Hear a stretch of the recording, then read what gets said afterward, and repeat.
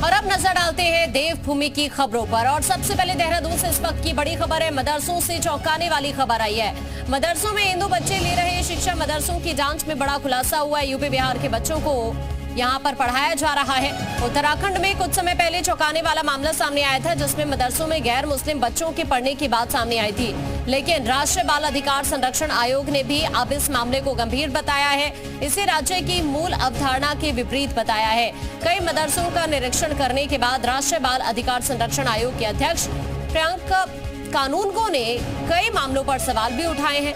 उत्तराखंड के मदरसों में यूपी और बिहार से लाकर पढ़ाया जा रहा है, जो सही नहीं है। बिना मान्यता के चल रहे मदरसों को भी बंद किए जाने के निर्देश दिए गए हैं। लेकिन सबसे खास बात यह है कि उत्तराखंड के मदरसों में जिस तरह गैर मुस्लिम बच्चे पढ़ रहे हैं, उसको लेकर आयोग सख्त नजर आया और ऐसे छात्रों को स्कूल में एडमिशन करने के निर्देश भी दिए गए हैं। निर्देश को अमल न होने पर जिलाधिकारी को दिल्ली तलब करने की बात भी कही गई है।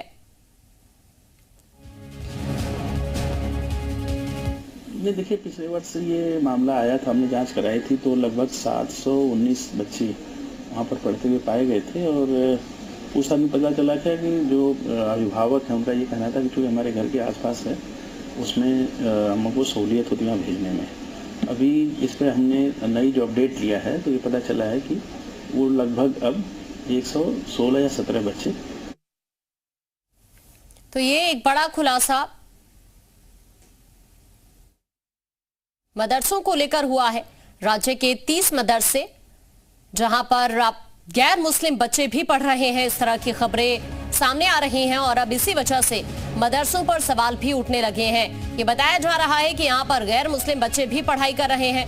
7,399 बच्चों में 749 गैर मुस्लिम पाए गए हैं। आपको ये भी बता रहे हैं कि कहां पर कितने बच्चे पढ़ाई कर रहे हैं।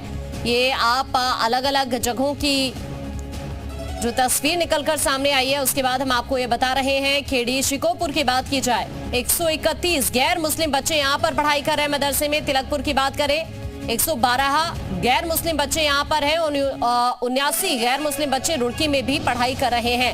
तो इस तरह से ये जो गैर मुस्लिम बच्चे हैं वो भी मदरसों में राज्य के पढ़ाई कर रहे हैं और इसी वजह से अब मदरसों पर सवाल उठ रहे हैं।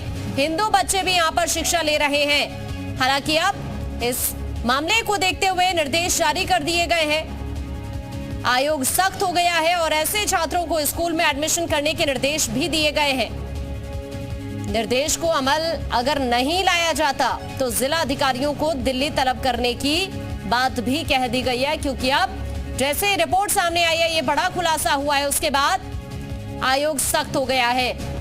रामानुज इस वक्त हमारे साथ ज्यादा जानकारी के लिए देहरादून से जुड़ रहे हैं। रामानुज का रुख कर लेते हैं। रामानुज, वाकई ये चिंता की बात है कि मदरसों में हिंदू बच्चे भी पढ़ाई कर रहे हैं।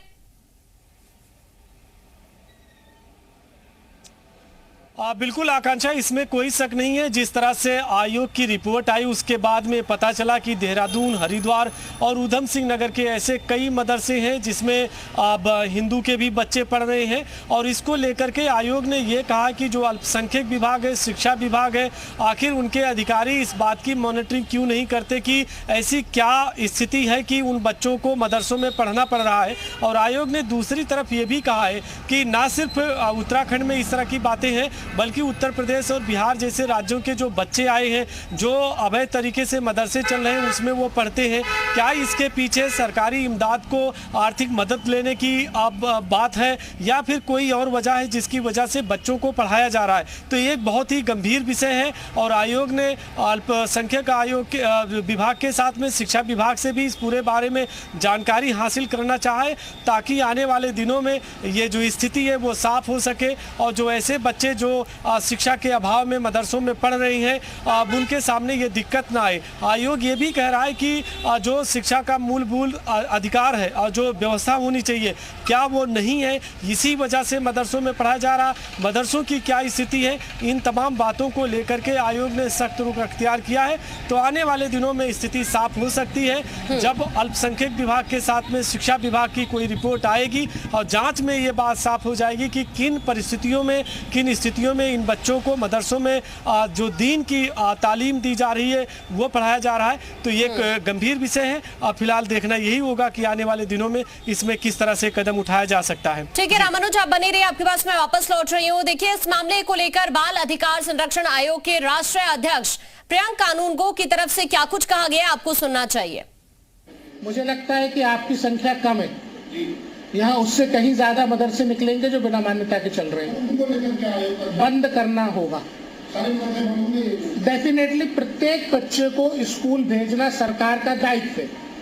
यहाँ पे जो बच्चों को स्कूल ना भेज के केवल मदरसों में पढ़ाया जा रहा है, उन बच्चों को स्कूल में एडमिट कराना अत्यंत आवश्यक है। दूसरे राज्यों के बच्चों को यहाँ लाके रखना गलत है, काइंड ऑफ ट्रैफिकिंग है।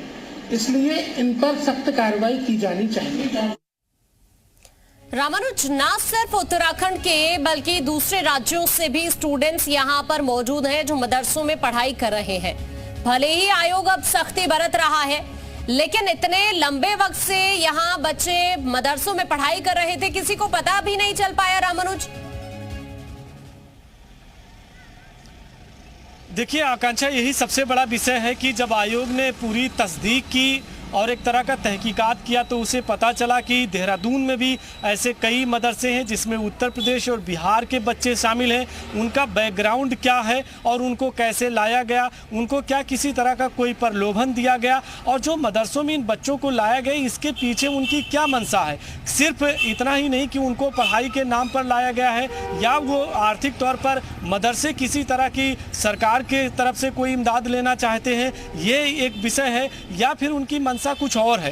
तो आयोग ने इसी बात पे चिंता जताई है कि आखिर में शिक्षा विभाग को क्या इस बात की इतला नहीं है, किसी तरह की कोई जानकारी नहीं थी कि आखिर ये बच्चे कैसे पढ़ रहे हैं। और जिस तरह से आयोग ने ये भी कहा कि खास तौर से देहरादून के साथ में जो मैदानी क्षेत्र के इलाके हैं वहाँ पर अवैध तरीके से मदरसे हैं, उनकी संख्या अधिक हो सकती है, उनका मानक पूरा सही नहीं है। तो इन मदरसों में कैसे बच्चों को पढ़ाया जा रहा है, और वो भी जो अब गैर मुस्लिम के बच्चे हैं उनकी भी संख्या अगर 100 से अधिक है तो यकीनन ये चिंता का विषय है और इस पर गंभीरता के साथ में शिक्षा विभाग, अल्पसंख्यक विभाग को काम करना चाहिए। लेकिन जो अभी तक के मसले सामने आए हैं उसमें सबसे बड़ी तस्वीर यही सामने आई है कि दूसरे राज्यों के भी बच्चों को लाया जा रहा है। ये बहुत गंभीर विषय है। इसमें तहकीकात, जानकारी लेने के बाद ही पता चलेगा कि आखिर कमीशन क्या कोई कदम उठाता है या किसी तरह का जवाब तलब शिक्षा विभाग से किया जाता है। ठीक है रामानुज, अभी के लिए आपका शुक्रिया ये जानकारी साझा करने के लिए।